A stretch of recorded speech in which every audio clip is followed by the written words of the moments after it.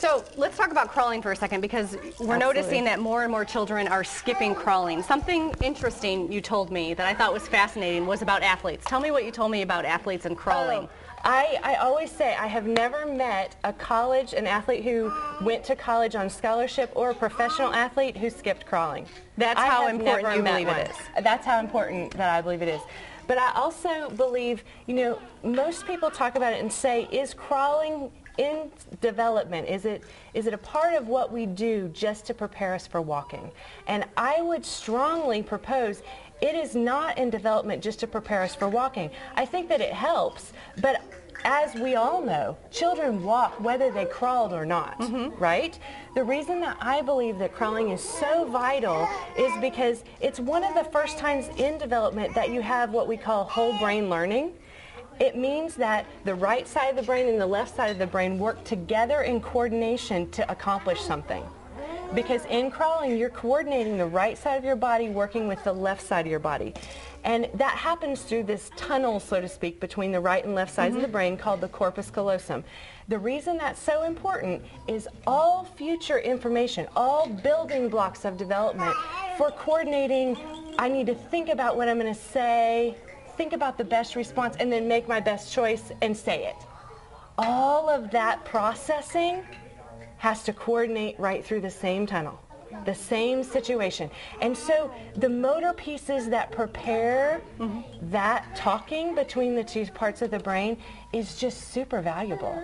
And all that practice prepares a child for faster, better processing and just to really enhance all of what that brain is able to do. And crawling is one of the first times in development that we get to do that. So let's talk about a way to encourage crawling, because a lot of babies try to skip it over and go right to walking. They do. Evan's our crawler here. So and the he's idea excited to go do it. And I think this is, again, one of the most exciting times of the day. We want the best toys spread throughout the living room, okay? Set up stations, right? Yes, and so what I say to parents usually is set up your fun time stations.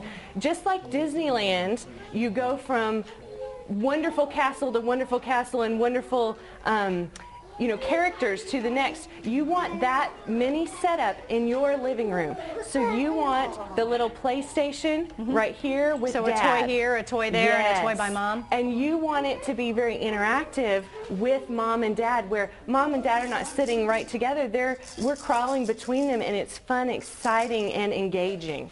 Should you discourage your child from walking if they look as though they're going to skip over crawling and start walking? Walking's awesome. I don't know that I necessarily discourage walking ever or pulling up. I think that I make sure that we build in all of the fun, extra muscle time also. Okay? So we do things that encourage tummy time and crawling, even though we're doing some walking and cruising. We do things that are at the couch where you're tall on your knees, playing on the couch or on the coffee table or whatever, to strengthen all those muscles that will support walking and running with some better coordination. And so I don't think, yes, with my kids, as they were toddling, I'm like, oh, wait, we're going to go back in our tummy for a while.